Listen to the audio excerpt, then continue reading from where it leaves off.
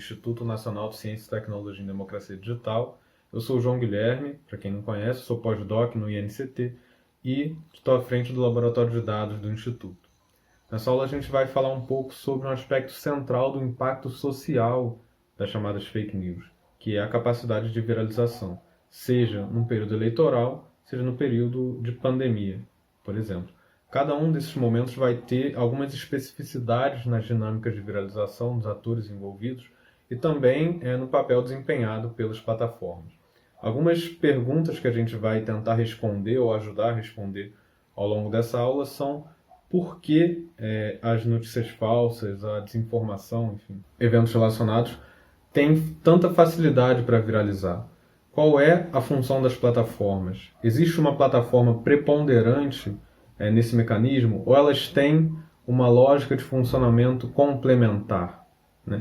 Se esse é um evento, um fenômeno tecnológico, por que existe uma dimensão também demográfica específica nos atores que estão mais continuamente e sistematicamente usando essas plataformas? Então a gente vai explorar cada um desses pontos e a gente pode dividir a aula em pelo menos 2 eixos.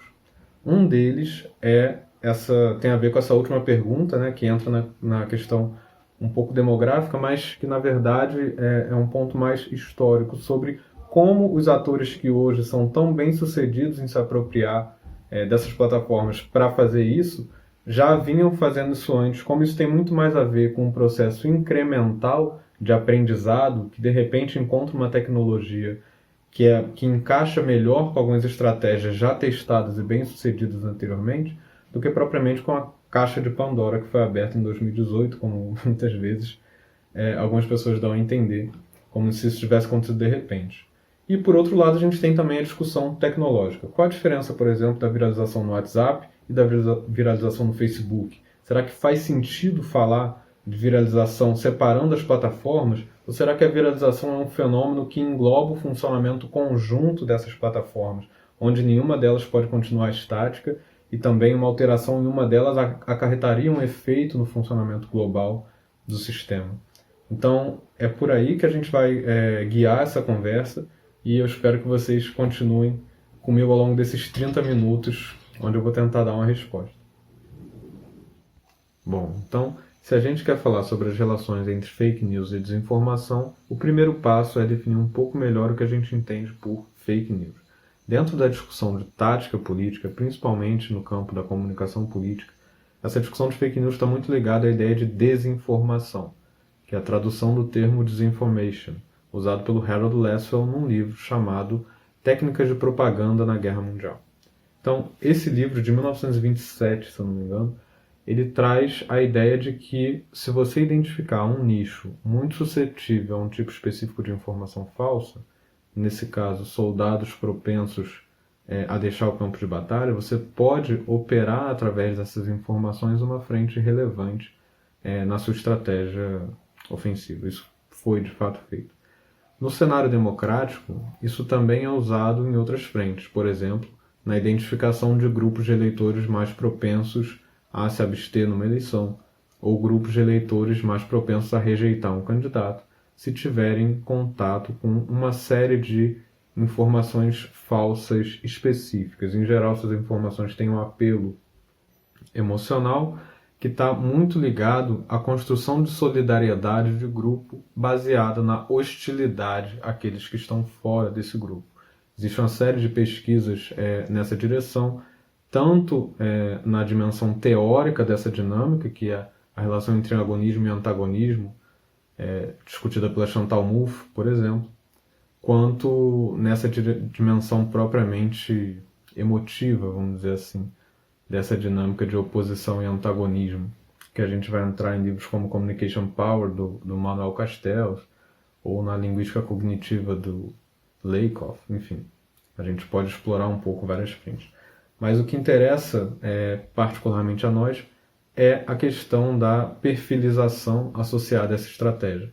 É por isso que as estratégias de desinformação ganharam tanto com as redes sociais online, que funcionam com base em perfilização. A gente já tinha outros modos de segmentação de público, incluindo segmentação voluntária, E esse tipo de segmentação vai ser importante quando a gente for falar um pouco mais à frente sobre o WhatsApp e segmentação dentro do WhatsApp. Mas para manter a linha pela qual a gente está andando agora, é importante a gente lembrar que essa proximidade com o termo do Lasswell, que inicialmente estava descrevendo algo que aconteceu durante a guerra, é plenamente coerente com as apropriações feitas atualmente nessas estratégias do que chamam de fake news. Basta lembrar que na documentação do Parlamento Britânico sobre o depoimento de alguns ex-profissionais da Cambridge Analytica, essa ideia de guerra informacional ou guerra psicológica que alguns institutos de pesquisa comportamental faziam, seja na Inglaterra ou nos Estados Unidos, estava ligado também a alguns testes relacionados aos 5 fatores de personalidade, enfim, uma série de teorias sobre como algumas informações conseguem afetar o comportamento dependendo da propensão das pessoas. Então, longe de ser uma ligação difícil, extemporânea, na verdade, para quem acompanhou esse debate durante toda a trajetória, ela é uma ligação quase natural. Basta lembrar que o Instituto de Internet de Oxford, antes do escândalo da Cambridge Analytica, já tinha lançado um livro onde pesquisadores como a Helen Marget exploram como os chamados Big Five, fatores de personalidade, afetam a propensão das pessoas a compartilhar um conteúdo, se envolver com uma petição e coisas similares. Isso faz com que, sabendo a distribuição de alguns chamados tipos de personalidade entre esses grupos, você sabe em que grupos uma informação tende ou não a viralizar de modo aparentemente orgânico. Isso traz uma questão importante, que é, se você compõe artificialmente esses grupos, mesmo que eles estejam agindo por conta própria, essa composição faz com que a informação seja mais propensa a viralizar ali dentro. E essa ideia de grupo vai ser muito importante quando a gente for falar de WhatsApp. Mas, para manter a linha aqui, é bom a gente retomar a Helen Marget, que é uma pesquisadora inglesa que pesquisa muito, dentro desse cenário, petições. Como as pessoas pegam petições na internet, compartilham, se envolvem em campanhas. E esse é um ponto em que, pelo menos pela primeira vez nas minhas pesquisas, quando eu estava ainda na Universidade do Estado do Rio de Janeiro, a gente percebeu, em 2011 mais ou menos, a confluência do Bolsonaro e alguns atores evangélicos usando estratégias que lembram as estratégias usadas atualmente para impulsionar petições. Então, como isso acontecia? Você teve algumas declarações do Bolsonaro tidas como homofóbicas, você teve uma organização internacional fazendo uma campanha chamada Proteja o Brasil do Bolsonaro, e isso impulsionou, essa campanha era a favor da PL 122, que criminalizava a homofobia, isso impulsionou uma resposta com uma série de petições contra a PL 122, que eles chamavam de mordaça gay, sempre trazendo a ideia de um kit gay, enfim, que vai ter uma série de coisas, ideias retomadas durante o período eleitoral, com por exemplo, a questão da mamadeira. E a gente analisou a fundo as dinâmicas que faziam com que algumas dessas petições pudessem ter, por exemplo, 100 mil signatários, rapidamente, fazendo frente às petições internacionais que denunciavam e se opunham ao Bolsonaro naquela época. Como isso aconteceu? Você tinha um perfil no Twitter na época, o @ContraPL122. O perfil em si não tinha um alcance muito grande em termos de seguidores, mas os seguidores dele eram pessoas relevantes. O que quer dizer com pessoas relevantes? Você tinha cantores gospel, você tinha igrejas que tinham uma dimensão estadual, municipal, federal, você tinha pastores influentes como Silas Malafaia. Então, mesmo que ela não tivesse um número muito grande de seguidores, os seguidores que ela tinha eram pessoas que conseguiam bombear aquela informação para uma rede muito grande de pessoas. Uma rede localizada nos 3 níveis, por causa dessa distribuição organizacional de algumas igrejas, e também em atores que perpassavam várias igrejas diferentes, como é o caso dos cantores gospel. Isso compunha o que a gente chamou na época, classificou usando o conceito de redes policêntricas. E você pode ter esse tipo de rede principalmente no que a gente chama de redes de mundo pequeno, que é um tipo de rede anterior às redes sociais online, que é inclusive o tipo de rede que caracteriza boa parte do funcionamento do WhatsApp. E aqui a gente já começa a entender melhor como algumas estratégias possuem uma historicidade bastante anterior ao WhatsApp. Mas elas estavam muito direcionadas à esfera legislativa. Eram estratégias usadas para mobilizações muito rápidas e agressivas durante votações, seja durante a PL 122, dando força e resistência para a bancada evangélica, seja durante questões relacionadas à redução da maioridade penal ou ao porte de arma, na chamada bancada da bala. Então a gente tem dois braços fortes do Congresso usando muitas mobilizações online, sendo bem-sucedidos em boa parte dos casos. Esse ponto é relevante, ele vai ser retomado, mas a gente já começa também a identificar em 2014, pelo menos o primeiro artigo que eu escrevi sobre isso foi em 2014, como uma rede de páginas policiais baseadas no anticomunismo, numa valorização da família e de uma ideia de oposição entre Deus, a família e os comunistas ou os petistas, sendo petista um termo elástico, né? Não é necessariamente quem é do Partido dos Trabalhadores, mas todo mundo que é classificado como inimigo, como isso era usado para inflar a campanha do Jair Bolsonaro ainda em 2014. Lembrando que nesse ano ele acabou sendo o deputado federal mais votado do país. Como essa estratégia funciona? Ela mantém algumas similaridades, mas ela tem fatores diferentes da que eu descrevi anteriormente, que era o uso de uma rede policêntrica para viralizar conteúdo. Vou tratar algumas especificidades mais técnicas desse funcionamento na segunda parte da aula.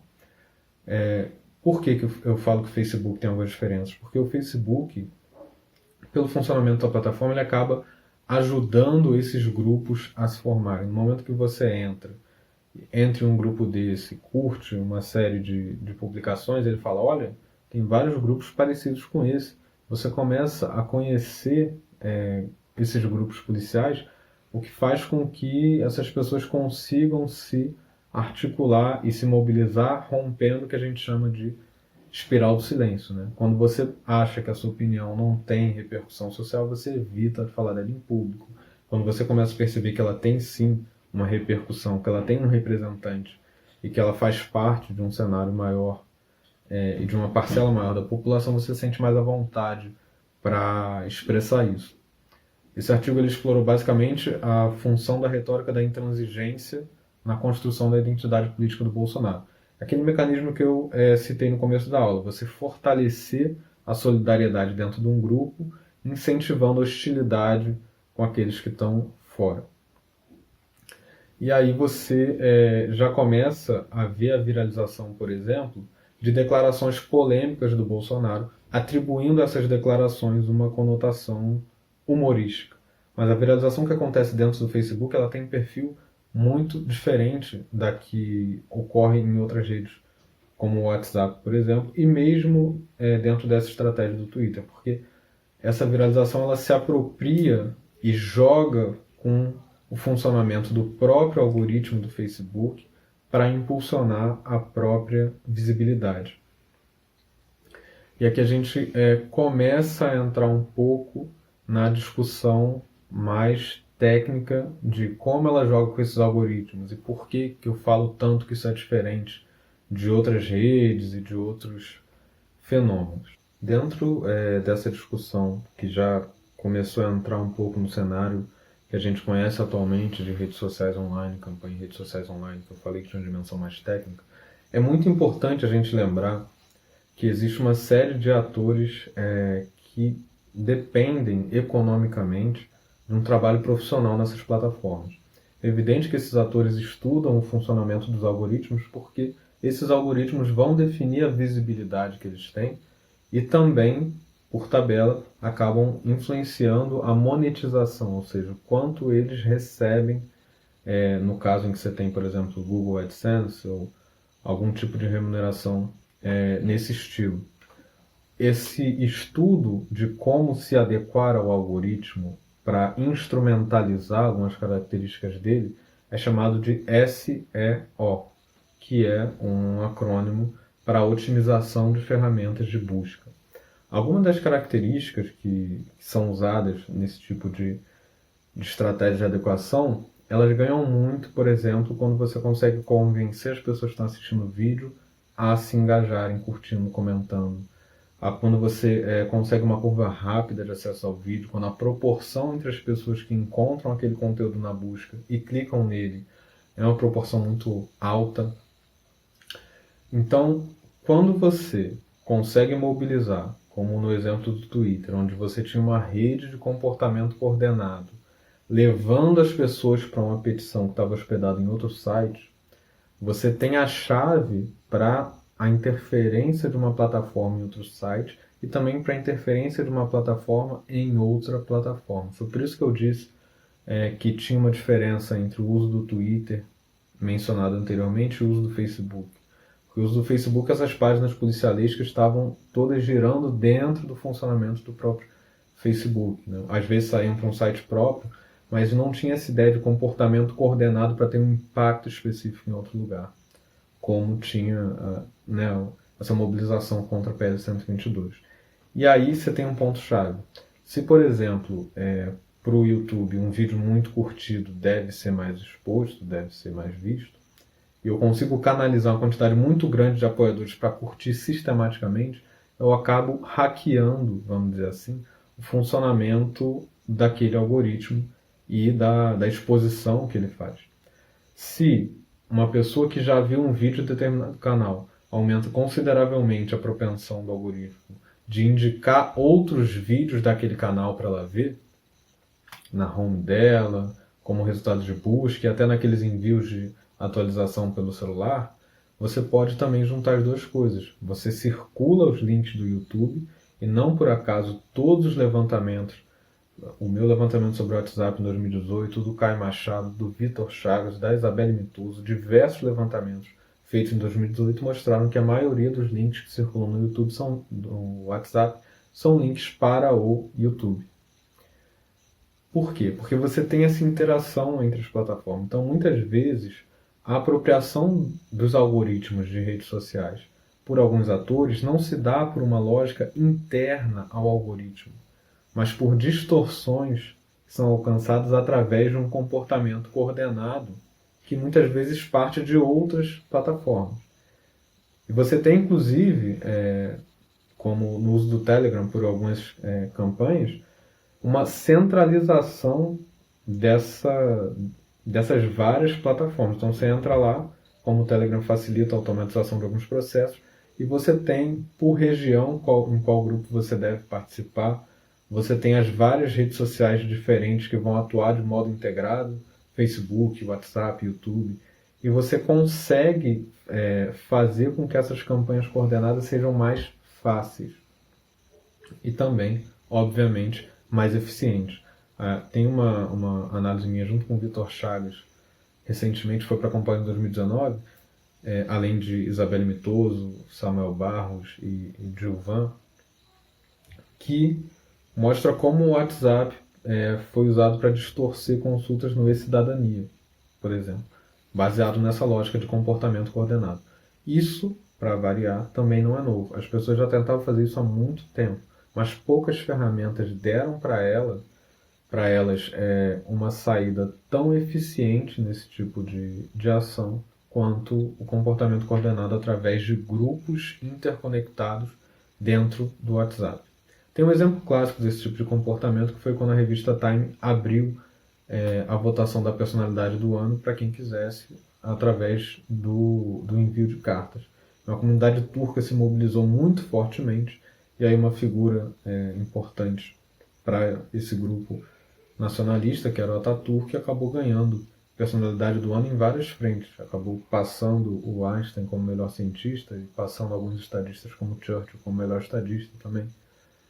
Algo inesperado na época, acabou virando um caso emblemático, né, do que chamam de slope, que é esse tipo de distorção que quando chega na internet você tem um cenário muito propenso a esse tipo de distorção e apropriação política dessas distorções. Então, esse cenário está muito mais próximo de uma complementaridade, muito associado à ideia também de um cenário híbrido, como é proposto pelo Andrew Chadwick, do que de uma ferramenta que sozinha chegou lá e mudou tudo, entende? A maior parte das autoridades mencionadas pela extrema-direita estão no YouTube. Não por acaso, a maior parte dos links que estão no WhatsApp são links para o YouTube. Assim como você tem outras redes com outras funções. Então, achar que um candidato que tem apenas o WhatsApp vai ter um impacto X que outro candidato qualquer teve usando o WhatsApp é extremamente ingênuo. Ignora esse funcionamento das plataformas em que uma atravessa a outra, em que a vantagem que um candidato tem dentro de uma plataforma passa pela apropriação bem-sucedida de outras plataformas. E aí a gente tem que fazer uma discussão mais global, né, desse sistema. É por isso que a parte que eu chamei de uma discussão mais técnica sobre a plataforma vai passar um pouco sobre a análise de redes, principalmente de sistemas complexos, que são esses sistemas interligados, onde o comportamento micro em qualquer uma das partes pode afetar o comportamento global desse sistema de plataformas de modos inesperados, de modo que nenhuma das plataformas tomadas individualmente pode compensar, e também de um modo que nenhuma remoção de uma plataforma, de um perfil ou do que quer que seja acontece mantendo todo o resto estático. Você tem uma série de processos de adaptação que faz com que seja muito difícil você lidar e regular esse cenário. Bom, se eu falei que alguns candidatos podem ter uma vantagem comparativa dentro desse cenário, a gente já começa a caminhar para as respostas àquelas perguntas que eu coloquei lá no início da aula e que vão ser o ponto de chegada dessa construção que eu estou fazendo junto com vocês aqui. Bom, então, retomando alguns pontos. Por um lado, a gente tem profissionais, tanto de gabinete quanto de grupos de pressão, especializados em respostas rápidas, respostas de nicho, muitas vezes agressiva, para tentar interromper algumas pautas do legislativo, usando comportamento coordenado em redes sociais para ter um efeito, seja em outros sites, seja em outros, usando uma plataforma para atingir outras plataformas. Se a gente for pegar da primeira vez que eu analisei isso lá em 2011, até o caso mais recente do WhatsApp, em 2018, 2019, a gente vê um refinamento dessas estratégias e, ao mesmo tempo, a gente vê que algumas pautas se mantêm, como a pauta do kit gay, como várias das pautas, por exemplo, retorno à maioridade penal, porte de armas e por aí vai. Mas o importante não é só que elas se mantenham, o importante é que elas têm 7, 8 anos de existência, de mobilização contínua de alguns grupos. Elas têm lastro. Então, quando a gente fala, se refere a isso como fake news, muitas vezes, para a pessoa que está dentro desse universo, a única notícia, a única coisa que foge à normalidade do que ela vê é a nossa fala de que aquilo é mentira. Porque seja a produção audiovisual que ela consome, seja o círculo de amigos, pode perfeitamente confirmar a veracidade daquilo para ela. Existe uma arquitetura social de confirmação, que também está ancorada em redes sociais e plataformas online, que dialoga mais com o outro exemplo que eu dei da rede de páginas policiais dentro do Facebook, e que também vale para o YouTube. Né? Não por acaso o YouTube virou dos grandes repositórios desses grupos de extrema-direita, muito envolvidos com campanhas de desinformação. Vários deles, inclusive, em algum momento falaram: migrem para o YouTube porque eu não sei quanto tempo vai durar minha página no Facebook.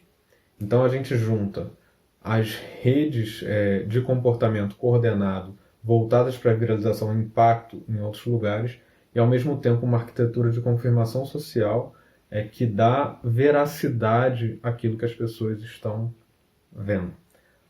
O que a gente chama de fake news e o que está nessas campanhas de desinformação, dificilmente elas inventam o cenário completo que seja estranho às pessoas que acabam acreditando naquilo.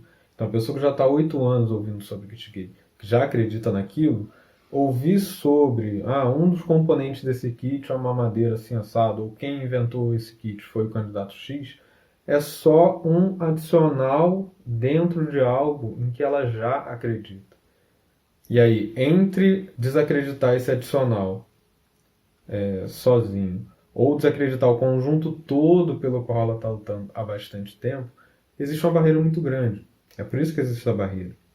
E nesse momento é muito importante, outro ponto de análise interessante das pessoas que analisam o que muitas vezes é chamado de campanha suja, enfim, do lado B das campanhas, é a diferença entre ceticismo e cinismo. Muitas vezes esses grupos eles não creem nas autoridades, e é por isso que o perfil conservador, nacionalista, um perfil que perdeu um pouco de espaço com a globalização e que sempre vende um pouco uma reação ao estado de coisas, é um perfil muito atraído por esse tipo de narrativa, de retomada de valores e descrença nas autoridades responsáveis, seja pela defesa das minorias, seja por um trânsito maior com outras nações, com outros países. Esse ataque às autoridades, que muitas vezes é uma das bases para as informações falsas, ele não se baseia na relativização de uma autoridade a partir da refutação séria das provas que essa autoridade possa vir a apresentar, que seria uma postura cética, a postura de quem não acredita numa informação tomando só como referência a autoridade que proferiu aquela informação. Eles adotam a postura cínica, que tem um funcionamento diferente, que é você parte do princípio que aquela autoridade está mal intencionada e a partir daí não confere credibilidade a nenhuma prova que ela possa vir a apresentar, por mais fundamentada que seja. E os atores que confirmam a legitimidade daquela autoridade passam a ser enquadrados na mesma ótica que ela é enquadrada.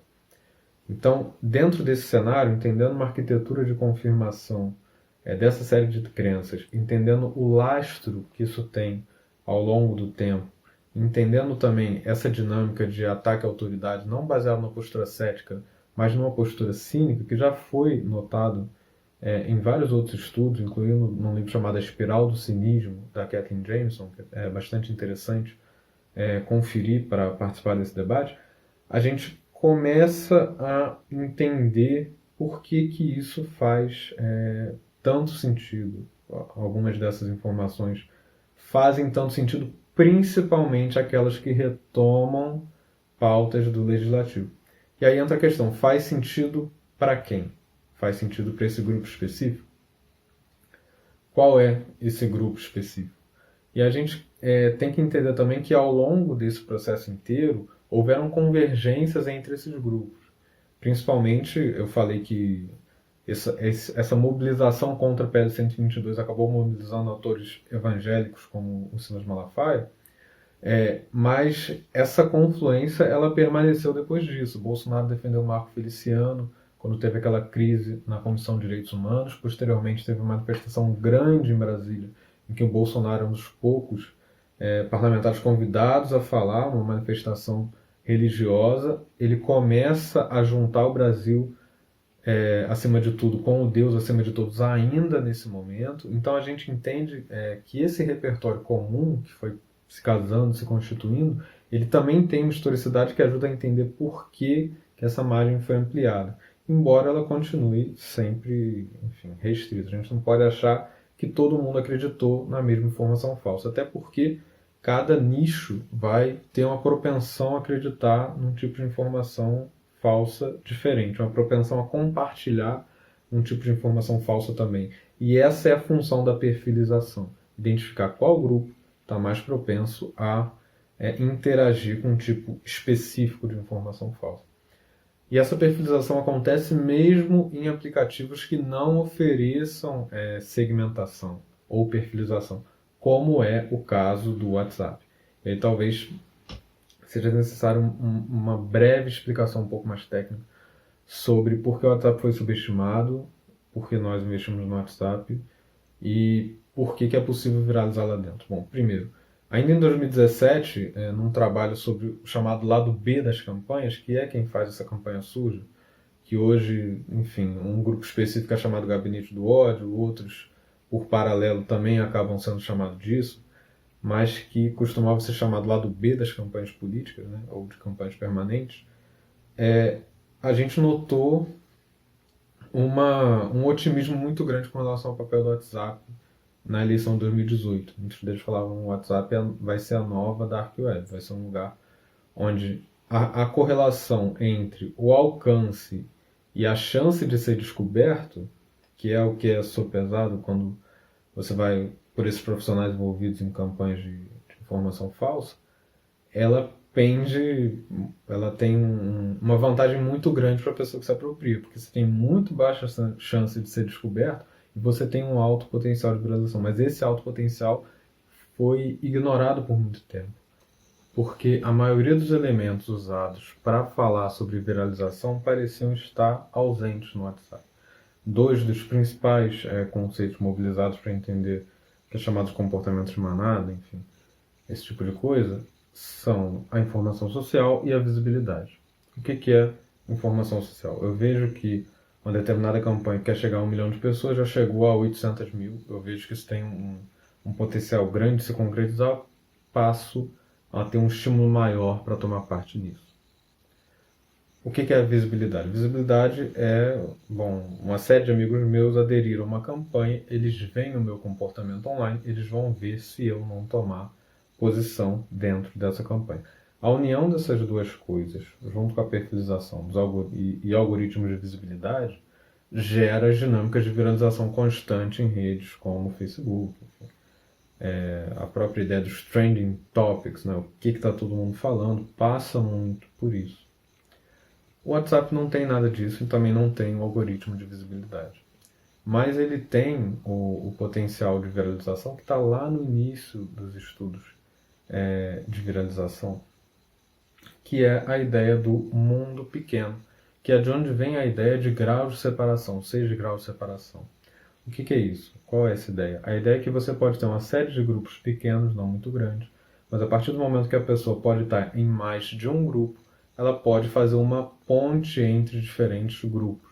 Como cada pessoa do grupo é uma ponte em potencial, você acaba formando uma rede muito densamente interconectada, por mais que as pessoas dentro desses grupos não percebam que elas estão tão perto dos outros grupos.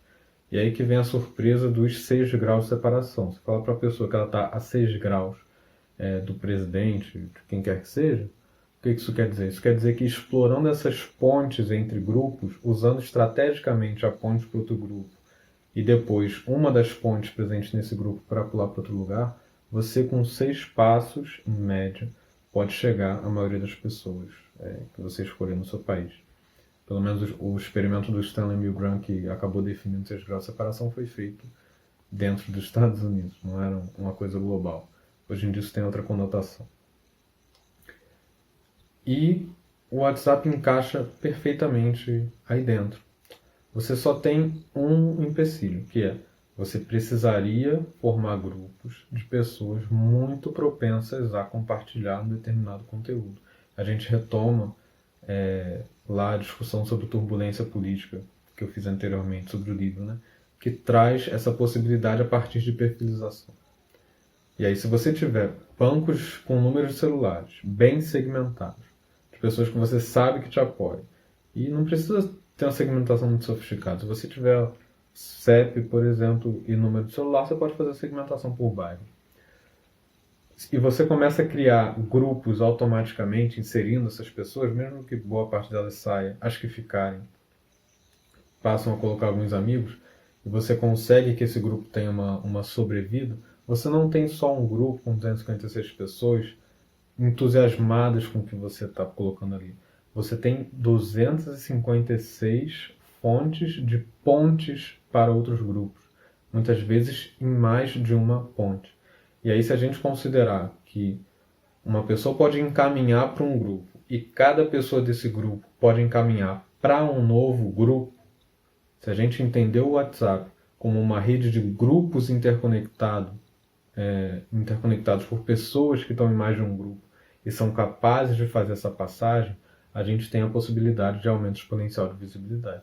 Na hipótese anterior que eu falei, de uma pessoa encaminhar para um grupo, cada uma das pessoas desse grupo encaminhar para um novo grupo, na primeira etapa você atinge 256 pessoas, na segunda etapa você já chega a cerca de 65.500 pessoas, e na terceira vai para casa dos milhões, 16 milhões, mais ou menos. E você não tem nenhum algoritmo de visibilidade que vai restringir a visualização daquilo que você botou para parte das pessoas. Todo mundo que está no grupo vai receber aquela mensagem. E se o celular estiver habilitado para download automático, as pessoas vão ter nos seus próprios celulares aquela informação. É quase um funcionamento do blockchain para estocar informação falsa.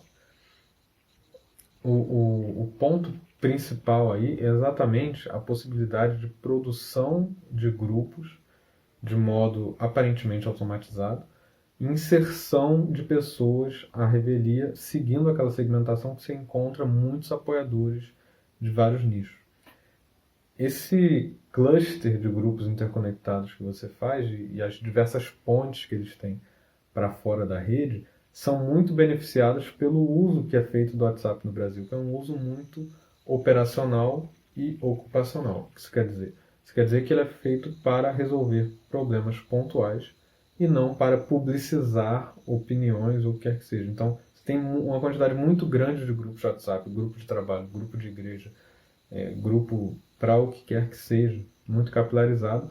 E alguns nichos que a gente já viu no Twitter que seguiam essa divisão nacional, estadual, municipal, eles entram nessa dinâmica e começam a ter uma série de grupos de WhatsApp interconectados por conta própria, uma rede orgânica de grupos interconectados. Quando você consegue fazer uma ponte entre esse cluster artificial e essa rede orgânica, muito capilarizada, você rompe uma barreira que você tinha anteriormente nas ações coordenadas, ao mesmo tempo que a visibilidade fica muito baixa. Então, dentro desse cenário, esses agentes que têm um know-how próprio sobre viralização, uma história em cima disso, quando eles se aproximam do WhatsApp, eles podem colocar isso em funcionamento. Para você conferir se uma rede está propensa a esse tipo de dinâmica, você confere, por exemplo, a existência do que a gente chama de componente gigante.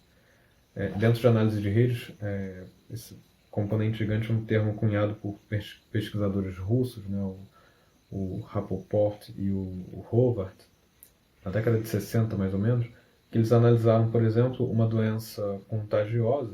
Ela muitas vezes está em vários grupinhos e tem dificuldade em atingir um contingente grande. Mas quando ela começa a conectar esses grupos e formar grupos maiores, de repente você pode se ver subitamente como parte de um grupo grande de infectados. O aumento ele não é linear constante, ele tem subidas aceleradas por conta dessa dinâmica do componente gigante. E isso funciona também, isso de acordo com esse estudo da década de 60. Isso funciona também com informações virais, que conseguem atingir esse grau de viralização. E isso confirma algumas teorias do Political Turbulence, né, aquele livro do Instituto de Internet de Oxford, ao mesmo tempo que ocorre um cenário em que não estão dados os mecanismos que eles consideravam fundamentais para que isso acontecesse. Então, agora respondendo às perguntas que foram colocadas anteriormente. As redes operam numa lógica complementar, por mais que elas tenham dinâmicas de funcionamento diferentes, como no caso do WhatsApp, do Facebook e de outras redes. O processo de viralização, ele perpassa essas redes todas. Ele precisa ser entendido como algo que está acima dessas redes. Se apropria de algumas funcionalidades dela, mesmo que a gente não veja. Mesmo que a gente não veja como o WhatsApp está sendo usado para distorcer o funcionamento de algoritmo de outra plataforma, esse funcionamento pode acabar afetando a gente a partir do momento que algo viraliza ali dentro. Ao mesmo tempo, existem pessoas que trabalham com isso. Essas pessoas desenvolveram técnicas, testaram, foram bem-sucedidas ao longo de uma série de experimentos, de campanhas que não podem ser ignorados se a gente quer analisar o que está acontecendo no executivo hoje. E para fazer isso apropriadamente, a gente tem que prestar mais atenção no legislativo, mais atenção nessas campanhas proporcionais, principalmente desses temas polêmicos que têm sido muito bem-sucedidos em mobilizar vários nichos envolvidos diretamente na sustentação de boa parte das informações falsas que ganharam muita proeminência. Ela tem fácil viralização seja dentro do WhatsApp, seja em outras redes, exatamente porque quando você tem uma rede de campanhas coordenadas forte, como é o caso aqui, você pode não só viralizar coisas dentro de um aplicativo específico, mas também ter mecanismos que distorcem o funcionamento de plataformas fora daquele aplicativo. Ao mesmo tempo que você, ao longo de quase uma década, desenvolveu uma arquitetura de confirmação social que enfim, até estimulada pelos algoritmos das plataformas, confirmando para aqueles grupos que sim, mais gente pensa assim, eles podem continuar pensando assim, e por aí vai. Esse processo não pode ser entendido nem como só profissional ou só orgânico. Ele é um processo em várias etapas, onde você tem sim um início profissionalizado, mas em que chegar a boa parte da população, romper os grupos constituídos artificialmente e invadir os grupos de família, os grupos feitos de modo orgânico, exige cooperação de boa parte dos seus apoiadores. E com isso eu gostaria de fechar essa conversa. Espero que seja uma conversa inicial, porque esse tema é muito complexo. E espero também que a gente possa continuar essa conversa e aprofundar os temas em outros espaços. Muito obrigado.